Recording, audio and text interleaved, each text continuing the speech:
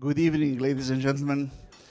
It is a rare privilege for all of us to be here, uh, hosted by one of the most marvelous people who are part of the Nizami Ganjavi family, and certainly part of the most sophisticated, thoughtful, and sensitive people that I know.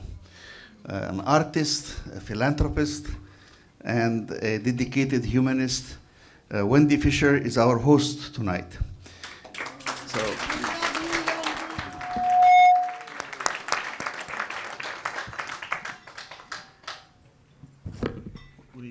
we wanted to give her a small gift, and I thought that a simple flower would be the best. But then we said the flower, well, it will fade by tomorrow. So we have a very special flower that will never fade. It's also a work of art, and I hope you will appreciate it. There it is. At any rate, it is the least we can do for somebody as wonderful as you and for all you do for all of us. So, Wendy Fisher, thank you. Thank you from the bottom of our hearts. And I would invite you to come and say a few words. We are so happy to be on your presence. Oh, thank you. Thank you. Oh, thank you. I'm spoiled. Every minute that I'm with this wonderful group, I just feel so indulged and so spoiled. Once again, I just want to applaud the NGIC for once again hosting this timely and important evening.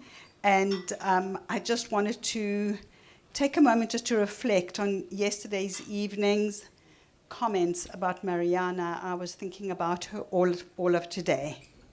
It was incredibly meaningful to be together to remember her remarkable life. And I was so overwhelmed to receive the Albanian Award for Exceptional Civil Merit. I really feel so honored, and thank you very, very much. Thank you for this nomination and for our impactful partnership and for the friendship that you all have shown towards me.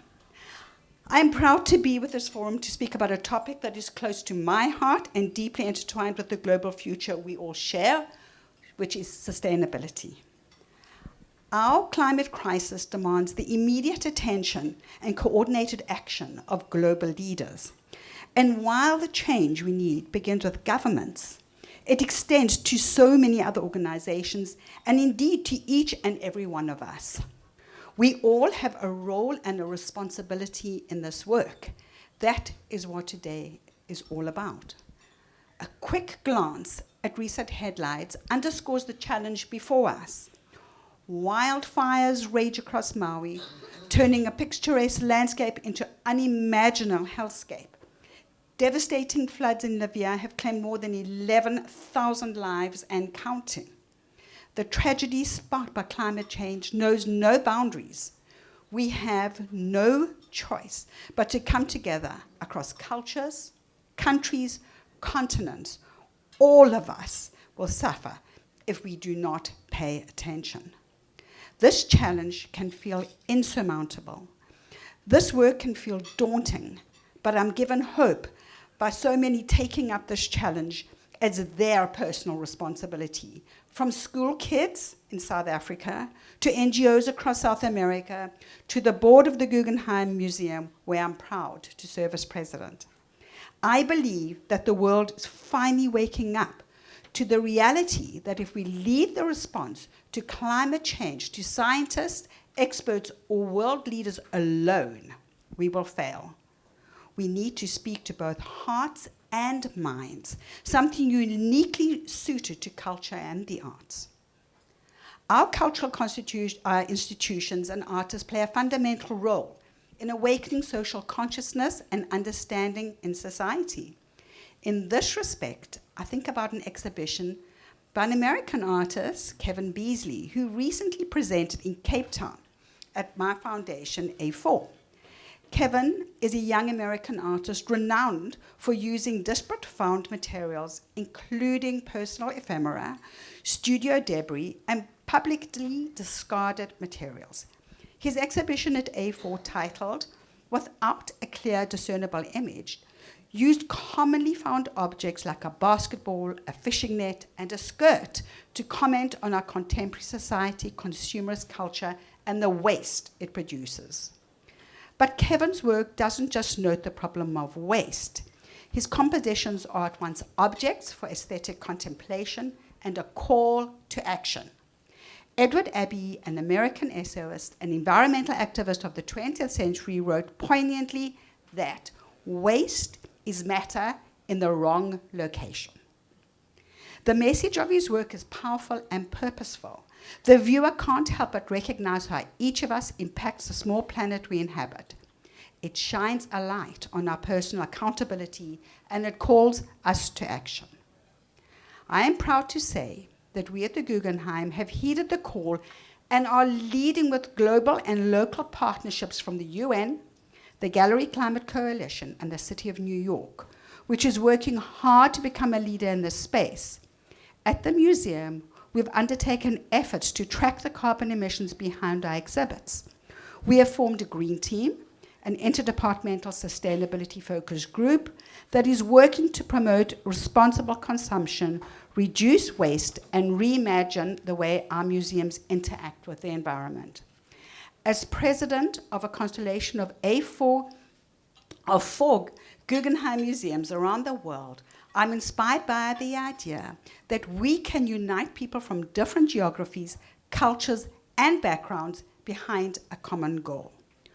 All of us here today have the power and responsibility to take action and ask what we can do on climate change. How can we leverage all the tools in our field, in our institutions, in our communities to make a difference for our planet and a common future?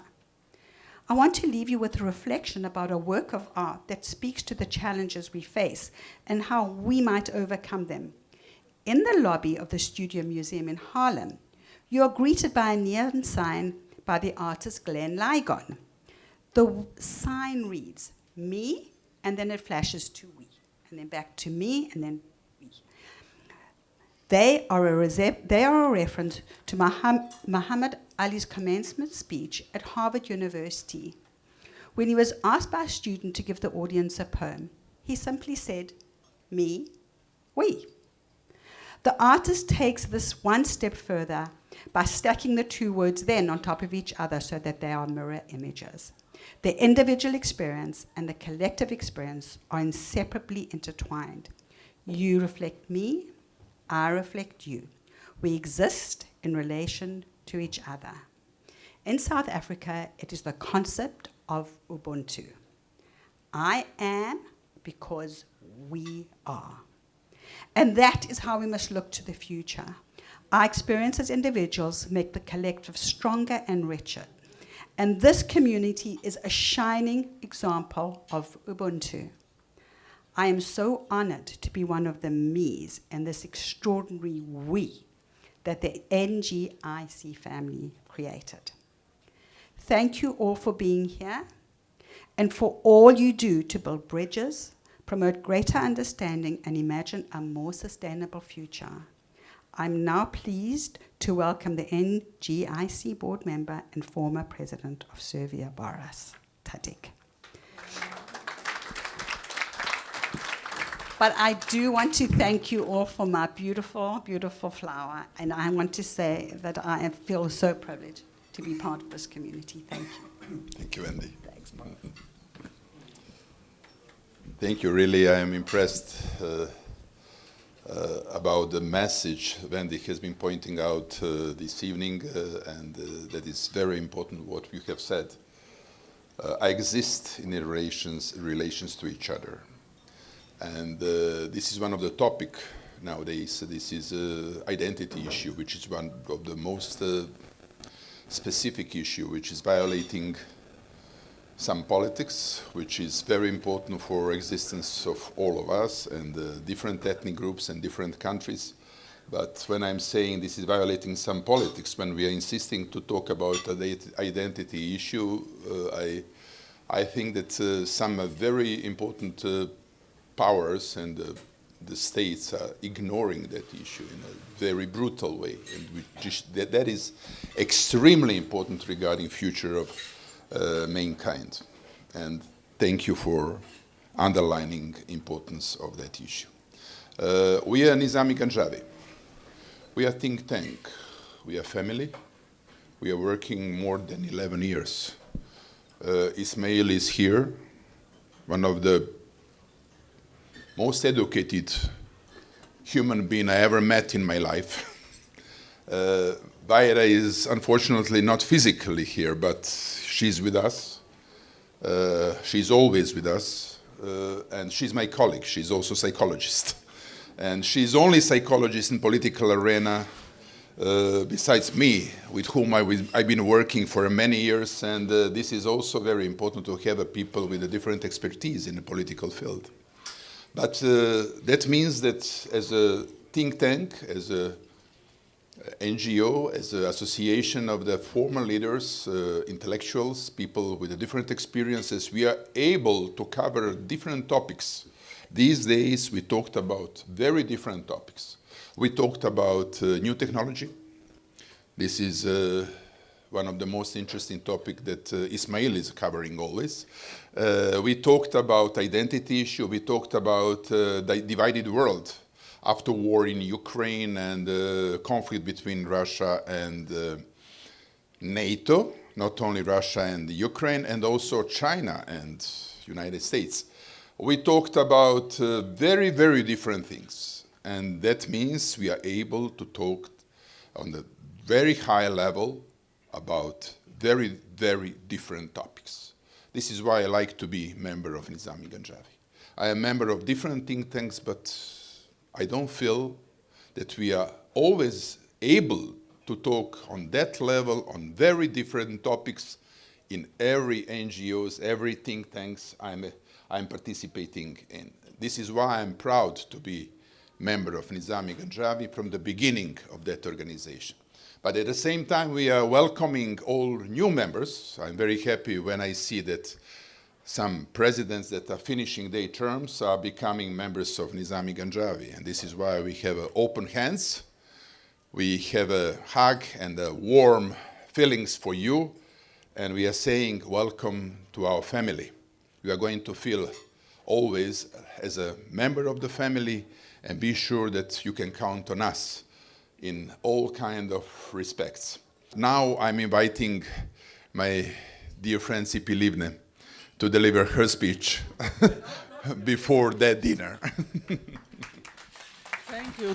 Thank you, Boris. The worst thing is to speak while you are waiting for the next course, but this is about you, Wendy. That it's not about us, it's about you. And your connection to art is because you are all heart and soul, and you truly care about what's happening in our world. And we are meeting once a year or twice a year, and the state of the world is not getting better, and we have more and more international challenges. We have more challenges as people, as being a part of the Jewish people, looking also at the situation in Israel. And you are working, I mean, we are all, most of us are former decision makers, so you used to influence the state of the world, the situation in our countries, and now we meet, and the possibility to make a real change, sometimes it's quite frustrating, but you are all over the place. Dealing with everything when you see that something is wrong, you are correcting it because you have this inner compass and you act accordingly. And therefore we will all, I think I represent all of us, thanking you. These are quite challenging days.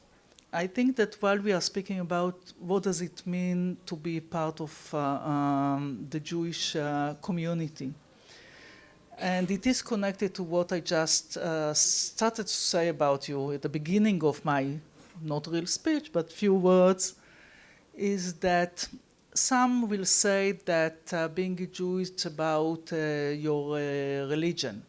Some will say is that whether you express the mitzvot, do whatever it takes, what the rabbi says.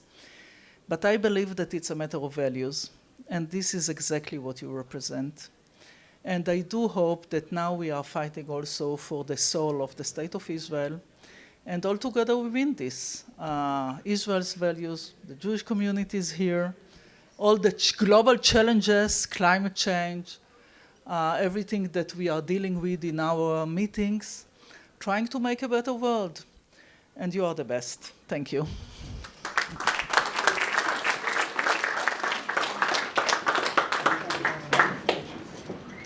Well, together we are strong, and we are a family, and we do have values, and we do live our life with integrity and love and kindness.